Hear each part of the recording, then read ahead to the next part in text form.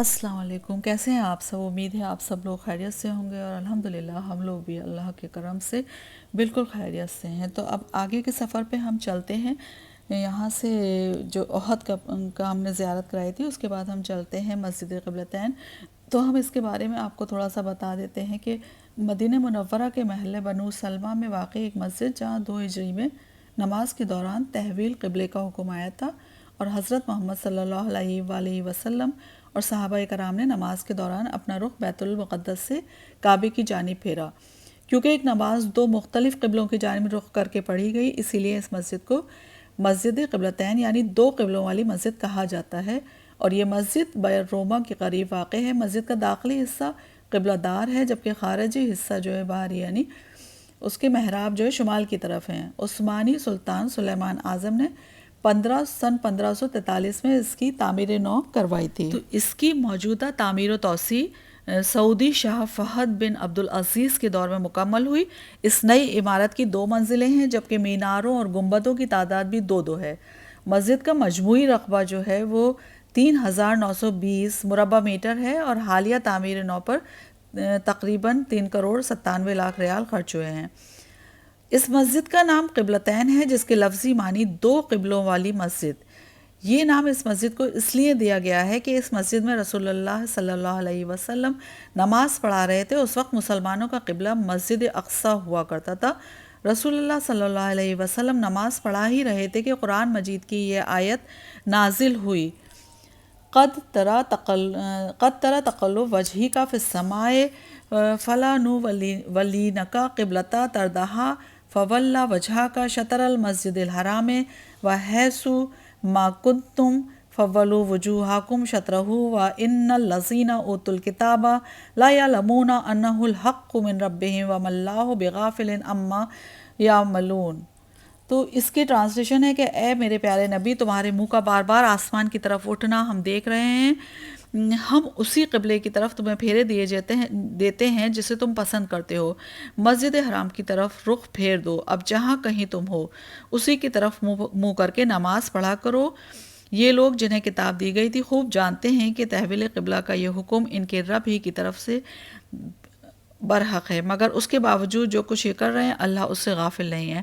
تو اسی آیت کے نازل ہونے کے بعد رسول اللہ صلی اللہ علیہ وسلم نے حالت نماز میں ہی چہرہ مبارک مسجد اقصی سے مسجد حرام کی طرف پھیر لیا۔ اسی طرح نماز میں پیچھے کھڑے صحابہ نے بھی رسول کی ہی طرح مسجد اقصی سے مسجد حرام پھیر لیا۔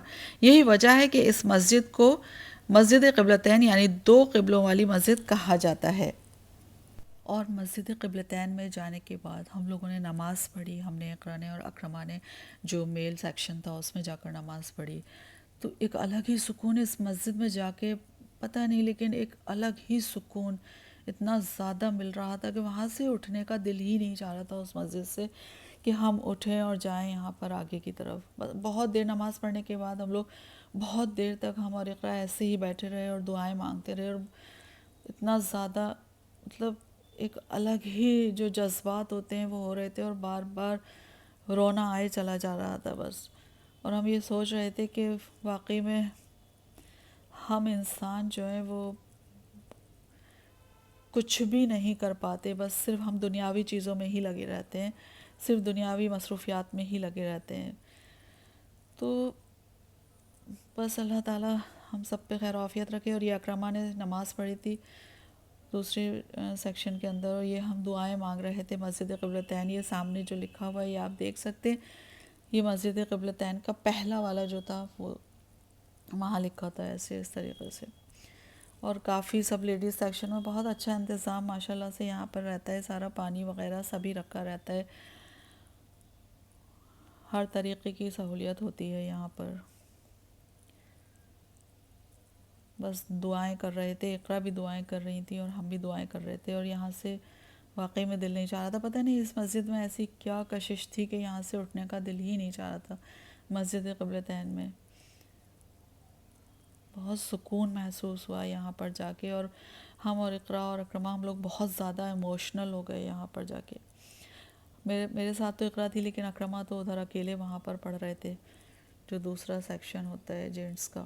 اور ہم لوگ تو مستورات والے اس میں سیکشن میں تھے، اور بس یہاں سے نماز اور دعائیں سب مانگنے کے بعد پھر ہم لوگ اپنے دوسری جو آگے کی زیارت تھی اس کے لیے چل پڑے، اور یہاں ان لوگوں نے ایسکیلیٹرز وغیرہ سبھی لگائے ہوئے تھے، اور اب آپ چلیے آگے ہم آپ کو دکھاتے ہیں کہ ہم پھر یہاں سے گئے۔ یہاں پہ کافی مارکیٹ ٹائپ کی ان لوگوں نے لگا رکھی تھی باہر، سب سامان بھی مل رہا تھا۔ پھر ہم آگے کے لیے نکلے، مسجد الخندق جو 7 ماسک کہلاتی ہے وہاں پر نکلے، اور یہاں پہ 7 مسجدیں ہیں، لیکن جو مسجد الخندق ہے یہ 3 مسجدوں کو ملا کر بنائی گئی ہے، جس کو مسجد فتح بھی کہتے ہیں اور احزاب بھی کہتے ہیں۔ تو مدینہ منورہ کے شمال میں صلا پہاڑ پر واقع ایک مسجد جسے مسجد اعلیٰ بھی کہا جاتا ہے، 5 ہجری میں غزوہ احزاب کے موقع پر جب کفار قبائل عرب نے مدینے پر حملہ کیا اور مسلمانوں نے اپنے بچاؤ کے لیے خندق کھودی، تو نبی صلی اللہ علیہ وآلہ وسلم متواتر 3 دن اس جگہ مسلمانوں کی فتح اور نصرت کی دعا فرماتے رہے۔ تیسرے دن کفار کی سخت تیر اندازی کے باعث نبی صلی اللہ علیہ وآلہ وسلم اور صحابہ کرام اس طرح مصروف جہاد رہے کہ ان کی 4 نمازیں قضا ہو گئیں جو عشاء کے وقت ایک ساتھ ادا کی گئیں۔ یہیں اللہ تعالیٰ نے نبی صلی اللہ علیہ وسلم پر نصرت و فتح کی وحی اتاری، اور آپ صلی اللہ علیہ وآلہ وسلم نے صحابہ سے فرمایا، اللہ کی طرف سے نصرت و فتح کی وحی پر خوش ہو جاؤ۔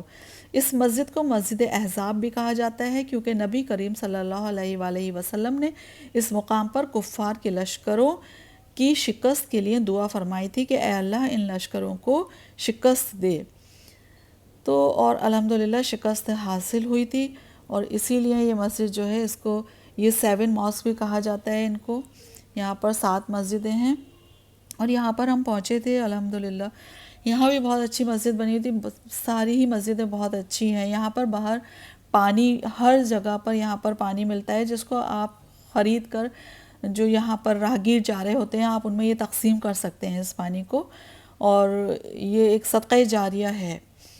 تو ہمیں پتہ چلا کہ ایسا ہے، تو پھر ہم نے بھی الحمدللہ اللہ تعالیٰ قبول کرے، ہم نے بھی پانی لیا اور ہم نے بانٹا وہاں پر، اور باقی آپ اگر ان لوگوں سے کہہ دیں گے تو وہ لوگ بھی بانٹ دیتے ہیں۔ اگر آپ ان سے کہہ دیں کہ ہم نے یہ ڈبہ یا جو بھی ان کا کارٹنز ہوتا ہے اس کو آپ لے لیجئے اور ان کو ہی دے دیجئے کہ آپ یہ بانٹ دیجئے آنے جانے والے لوگوں کو، تو وہ سب بانٹ دیتے ہیں سارا۔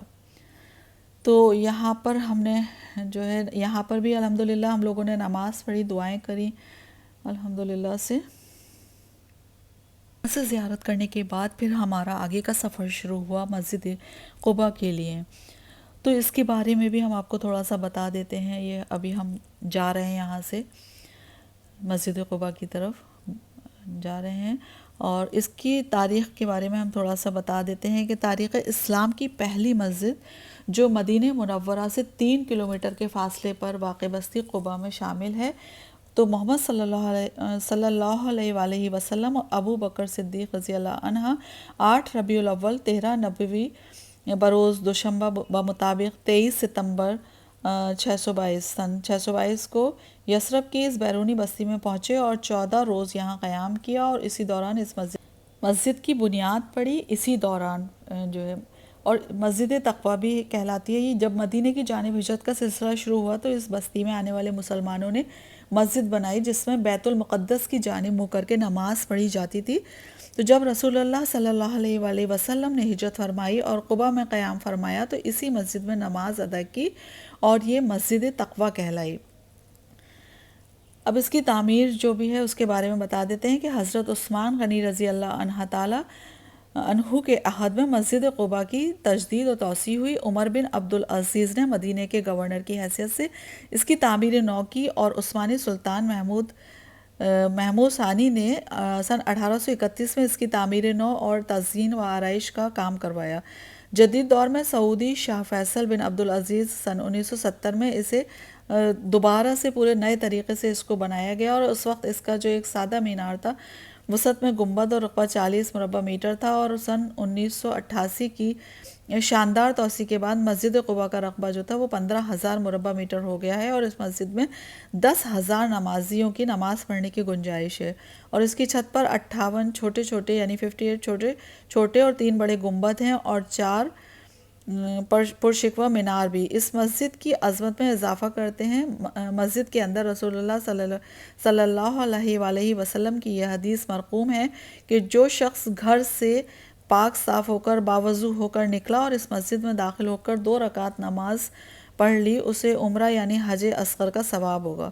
مسجد کی ایک محراب کے اوپر اور آیت تاسیس مسجد کے نیچے ترکی زبان میں قطع تاریخ کندہ ہے، جس میں امام المسلمین شاہ جہاں سلطان محمود خان کے عجز اور گناہگاری کا اظہار کر کے خدمت تعمیر کی قبولیت اور بخشش کی دعا کی گئی ہے۔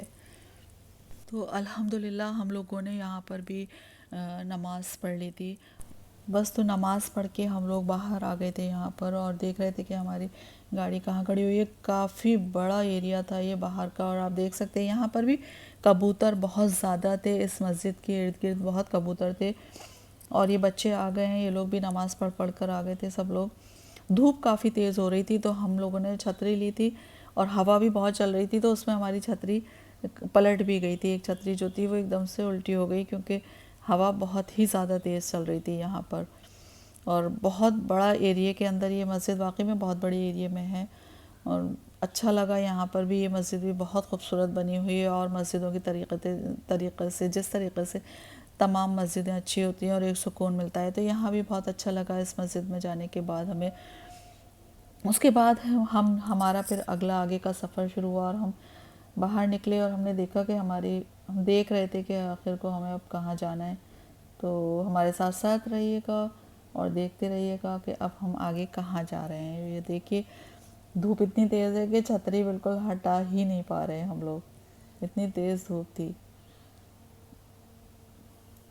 یہ سعودی عرب کی ہی چھتریاں تھیں جو ہم نے لی تھیں، اور کافی اچھا لگا یہاں پر آ کے۔ اللہ تعالیٰ ہم سب کو توفیق عطا کرے بار بار آنے کی یہاں پر، انشاءاللہ آمین۔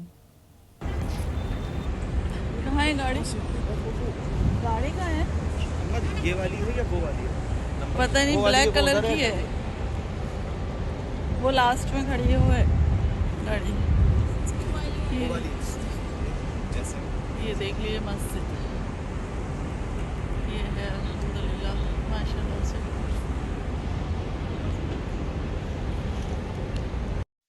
مٹی سے بنے تھے مٹی ہی بن جائیں گے، اس سے آگے کچھ نہ کر پائیں گے۔ روتے ہوئے آئے تھے رلاتے ہوئے جائیں گے، پیروں کی دھول ہیں ہواؤں میں بکھر جائیں گے، جب دنیا تیری چھوڑ کر یہاں سے چلے جائیں گے۔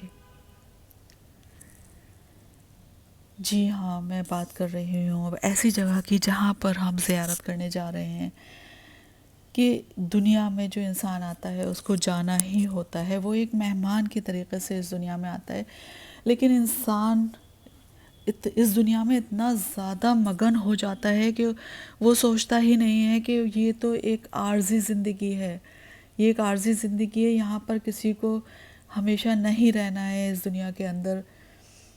جس طریقے سے ہم کہیں جاتے ہیں، کسی کے گھر جاتے ہیں یا کہیں گھومنے جاتے ہیں اور واپس پھر آ جاتے ہیں، اسی طریقے سے یہ دنیا ہے، ہم آئے ہوئے ہیں کچھ دنوں کے لیے اور یہاں سے واپس چلے جائیں گے۔ تو بہتر ہے کہ ہم اپنے اعمالوں کو اس طریقے سے رکھیں کہ کسی کا دل نہ دکھائیں، کسی کو تکلیف نہ پہنچائیں ہم، کہ جس طریقے سے یہ ہوتا ہے کہ آپ بظاہر تو لوگوں کو لگتا ہے کہ آپ ٹھیک ہیں، لیکن آپ اندر اندر تکلیف پہنچا رہے ہوتے ہیں، اور یہ ساری چیزیں ظاہر سی بات ہے کہ اللہ تعالیٰ دیکھ رہا ہوتا ہے، سب کچھ اللہ کے ہاں ساری چیزیں ریکارڈ کے اندر جا رہی ہوتی ہیں ساری۔ تو ہم بات کر رہے ہیں جنت البقیع کی، اور اب ہم جا رہے ہیں جنت البقیع میں۔ بس وہاں جانے پر یہی ایک شعر یاد آ رہا ہے کہ اب کہاں جاؤں تڑپ کے دل کی یہ خواہش نکال، اب کہاں جاؤں تڑپ کے دل کی یہ خواہش نکال، اے مدینے کی زمیں میری بھی گنجائش نکال۔ تو ہر مسلمان کی تمنا ہوتی ہے کہ جو ہے وہ یہاں آئے جنت البقیع میں، اس کو جگہ مل جائے۔ یہ وہ جگہ ہے جہاں ہر مسلمان دفن ہونا چاہتا ہے، جنت البقیع ایسی جگہ ہے یہ۔ بس اللہ تعالیٰ سے دعا کرتے ہیں کہ اے ہمارے پاک پروردگار، ہم سب کے لیے خیر کے دروازے کھول دیجئے، اور تمام پریشانیاں، سختیاں، مشکلات دور فرما دیجئے، اور ہمارے لیے آسانیاں فرما دیجئے، ہماری اولاد کے لیے آسانیاں فرما دیجئے۔ اے اللہ، ہم سب کو اور تمام دنیا کو ہر قسم کی بیماریوں سے حفاظت کریے، اور ہمارے بچوں کو شر انسانی، شر شیطانی سے، بغض، کینہ پرور لوگوں سے اور حسد کرنے والے لوگوں سے محفوظ کر دیجیے اللہ تعالیٰ، حفاظت کریے گا۔ اور اللہ تعالیٰ کوئی نہیں ہے ہمارے سوا آپ کا۔ رب لا تذرنی فردن وانت خیر الوارثین، لا الہ الا انت سبحانک انی کنت من الظالمین، رب انی مغلوب فانتصر۔ اللہ تعالیٰ آپ ہیں اور صرف آپ کے سوا کوئی نہیں ہے، اور صرف آپ ہیں ہماری دعاؤں کو قبول کریے گا، ٹوٹی پھوٹی عبادتوں کو قبول کریے گا، ہماری بچوں کی اور ہماری۔ آپ غفور الرحیم ہیں۔ اور بس اب ہم یہ پہنچنے والے ہیں جنت البقیع، اور اب جنت البقیع کے بارے میں ہم آپ کو تھوڑا سا بتا دیتے ہیں اس کی ہسٹری کے بارے کے اندر۔ جنت البقیع مدینہ منورہ میں موجود ایک قبرستان ہے۔ یہاں اصحابہ رسول، اہل بیت رسول اور کئی معزز شخصیات مدفون ہیں۔ بقیع اس جگہ کو کہتے ہیں جہاں جنگلی پیڑ پودے بکثرت پائے جاتے ہوں، اور چونکہ بقیع قبرستان کی جگہ میں پہلے جھاڑ جھنکاڑ اور کانٹے یعنی کہ غرقد کے پیڑ بکثرت تھے، اس لیے اس قبرستان کا نام بھی بقیع غرقد پڑ گیا۔ تو اس کا محل وقوع یہ ہے کہ یہ قبرستان مدینہ منورہ کی آبادی سے باہر مسجد نبوی شریف کی مشرقی سمت میں واقع ہے، اور اس کے ارد گرد مکانات اور باغات تھے، اور 3 صدی میں جو مدینہ منورہ کی فصیلی دیوار تعمیر ہوئی اس سے یہ ملا ہوا تھا۔ اس فصیل کی تجدیدات متعدد بار ہوئی ہے، جن میں آخری تجدید عثمانی ترکی دور میں سلطان سلیمان قانونی کے زمانے میں ہوئی۔ پھر اس ملک میں امن قائم ہو جانے کے بعد اس فصیلی دیوار کو منہدم کر دیا گیا۔ پھر مسجد نبوی شریف کی آخری توسیع میں اس قبرستان اور مسجد نبوی شریف کی درمیان جو مکانات تھے ان سب کو منہدم کر دیا گیا، اور ان دونوں کے درمیان جو محلہ آباد تھا وہ اقوات کے نام سے مشہور تھا۔ مسجد نبوی شریف کے مشرقی سمت میں اب یہ بقیع قبرستان مسجد نبوی شریف کے خارجی صحن سے مل چکا ہے۔ رسول اللہ صلی اللہ علیہ وآلہ وسلم اور حضرات مہاجرین رضوان اللہ اجمعین نے جب مدینہ منورہ کو ہجرت کر کے اپنا مسکن و وطن بنایا تو اس شہر مبارک میں مزید تعمیری و تمدنی ترقی ہونے لگی۔ اس وقت رسول اللہ صلی اللہ علیہ وسلم نے ارادہ فرمایا کہ کوئی مناسب جگہ مسلمانوں کی اموات کی تدفین کے لیے متعین ہونی چاہیے۔ اسی مقصد کے پیش نظر آپ صلی اللہ علیہ وآلہ وسلم نے اس جگہ تشریف لائے اور ارشاد فرمایا کہ مجھے اس جگہ یعنی بقیع کا حکم قبرستان کے لیے دیا گیا ہے۔ تو اس روایت سے معلوم ہوا کہ اللہ تعالیٰ نے اپنے رسول سیدنا حضرت محمد صلی اللہ علیہ وآلہ وسلم کو اس یعنی بقیع کی جگہ مسلمانوں کا قبرستان بنانے کا حکم فرمایا تھا، اور یہیں سے اس جگہ یعنی بقیع قبرستان کی فضیلت کی ابتدا ہوئی تھی۔ تو اس قبرستان میں تقریباً 10,000 صحابہ، 9 امہات المومنین، اولاد محمد، اہل بیت، اولیاء اللہ، صوفیاء، علماء محدثین اور دیگر مدفون ہیں۔ تو سب سے پہلے انصار مدینہ میں اسد بن زرارہ اور عثمان بن مظعون اس قبرستان میں دفن کیے گئے۔ آگے کے سفر میں بھی ہمارے ساتھ بنے رہیے گا۔ چینل کو سبسکرائب، لائک اور شیئر ضرور کیجیے گا۔ اللہ حافظ۔